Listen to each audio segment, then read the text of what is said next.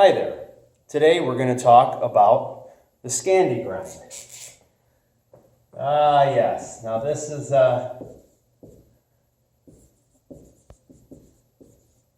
been a grind as of popular, primarily in bushcraft, types of things where there's a lot of carving involved.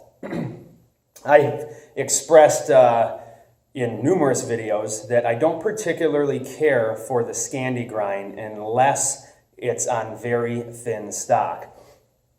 So I have this up here, and basically your bevel is going to be about, I shouldn't say thickness, I apologize. We'll just put size and I'll explain that. So if we have a 4mm spine, all right, so we'll say our spine is like this. We'll say that that's 4mm. We should have an 8mm bevel. So basically double the thickness. Double the stock thickness will give you about your bevel height. So if this was our Scandi grind, all right, now we want double the distance of that. So I'm just going to do this right here. Maybe try to get about double the distance. Maybe I'm not, but you get the general idea. And so that works the same if we have a 3mm spine. Let me write that a little bit lower for you. That'll work the same with a 3mm. Then we want a 6mm bevel. What don't I like about this grind? Well, if we do compare this to this grind to other grinds, and for instance, let's just compare it. Let's draw our Scandi grind here. All right. And let's do our full height flat grind. As you can see, we have a big difference. Now, the difference being in our actual cutting geometry. And as I've said, geometry does the work. It determines the functionality of the heat treatment of the steel. So you need geometry first and foremost. As I've explained before, a piece of paper will cut you, but the greatest piece of steel in the world, shaped like a ball, will not cut you at all. So geometry, that's the most important thing when looking for a knife. Always pick that first. You can see here, we can get a lot thinner. Once we start getting up in here, we start running, some really thick stock. I've stated previously, I like my Scandi grinds to be 3/32 or below. I think that sort of bridges sort of a good gap. So why is the Scandi grind important? Well, the Scandi grind is important for a few reasons out there in the field. One of them being for carving. And the bevel on the Scandi is basically, like a chisel, but with two sides. So we get great control in wood. What we don't get with the Scandinavian grind is good sight picture with the edge of our blade. If we are skinning or cutting meat or vegetables, it's very hard to see that cutting edge, especially with a thick Scandi ground knife, as opposed to some of the other profiles out there. We also do not get good slicing. I urge you, take your Scandi, take your flat, take your convex, take your other blades and go cut some thick stock cardboard, or try to cut S-curves in an old plastic milk jug.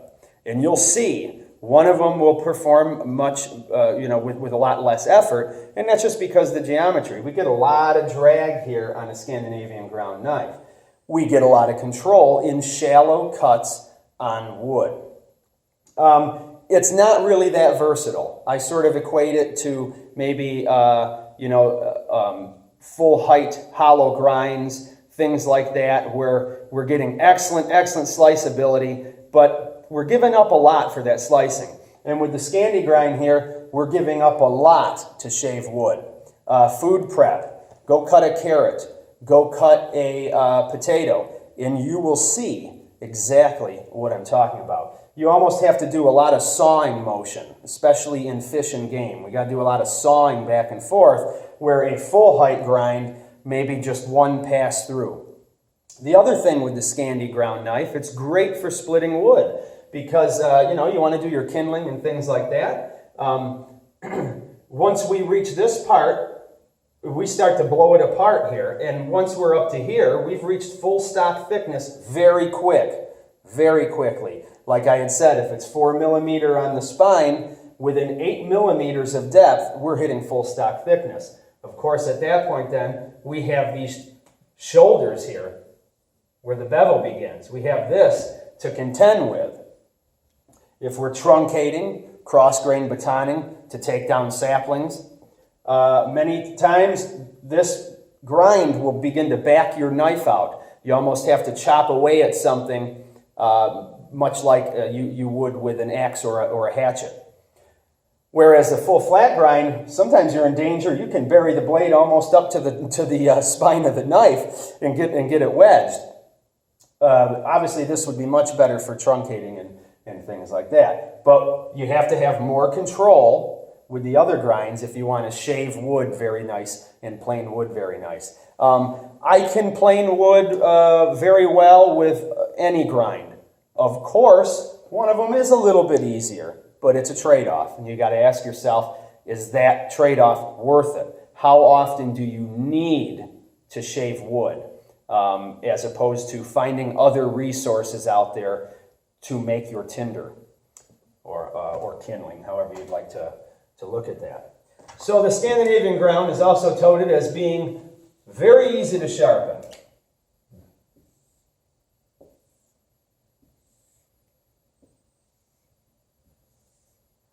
All right. Proponents of this blade design will say, well, it's great. All you do is you lay this flat on your sharpening media. All right.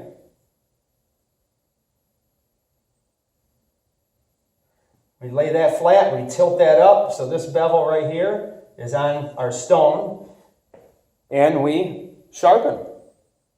The issue with a lot of that is this is a lot of steel removal, as opposed to some other grinds where we're only sharpening this portion right here.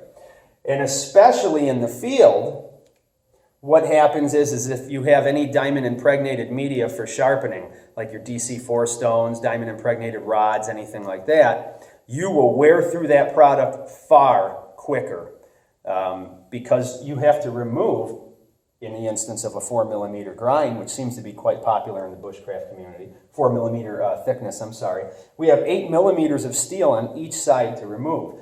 Of course, you can touch this portion up here at the bottom just to keep yourself working until you get home or back to your cabin or camp where you may have, some better sharpening implements. I have heard reference to many people in the Scandinavian countries, more the indigenous cultures, that will actually put a quick micro bevel on their Scandi when it comes to game processing, and then remove it quickly when they're finished and bring it back to something with a zero grind. Now that's the other thing you get into is some Scandinavian ground knives don't have a zero ground edge. Where zero, we're talking about, it comes right down to nothing. We don't have another bevel down there. Some Scandinavian ground knives, which they're not considered true Scandinavian ground knives because they do. They come to here and then they cut in again. There's another V grind down there. A lot of people don't like that because it doesn't offer you the maximum control anymore. Basically what that is now is just a very, very low height saber flat grind. Now, back when Scandinavian ground knives, the true Scandinavian ground knives, we're talking they were very thin stock. There wasn't anything close to 4 millimeter. And they were not true flat grinds. They were done on a large wheel. So they were actually, quite different in those terms. But the modern day, we're talking precision machining. We can affect that a lot more readily.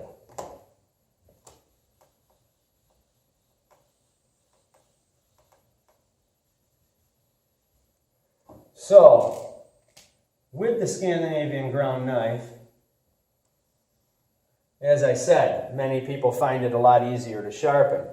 Well, once you get used to sharpening all your different knives and your different grinds, you'll find that sometimes to keep this true to its form actually takes longer because you do have to sharpen up so much.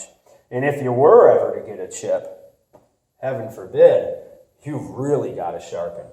Now, the one thing that's good about the Scandinavian ground knife is as we keep going up this spine through years of resharpening, if you are very steady in your hand, you will be able to maintain this same exact geometry as we wear away the steel. If you use some sort of jig or anything like that in your shop, of course, it's going to be a lot easier to maintain the true bevel that you had started with. Otherwise, for most of us, which I do all mine freehand without any guidance at all, you know, you're going to have some variation, you know, with that. I would not ever be worried about wearing away one of my knives through normal sharpening procedures, unless you're bringing it to a belt sander where you'll quickly remove your steel. For the most part, you will have to use a knife for a lifetime to get to that point. Of course, if you hone your knife regularly, you'll rarely have to sharpen it. Some people say hone your knife and you can pretty much just about hone it for life, really. At some point, you're going to need to, obviously, resharpen. Now, some people will like to strop their knife. Well, when you strop it, you're not going to remain that angle. You may slightly round this. Now, if the stock is very thin, you'll still have great cutting performance, but you'll slightly convex that. It'll work just fine for you. The thing is if you keep doing that a lot, over time, you will run into changing the complete geometry of your knife. So it is recommended that if you do strop your true Scandinavian ground knife, to periodically bring it back to your stones and redefine the original grind that was on it. Thank you very much for watching. Take care.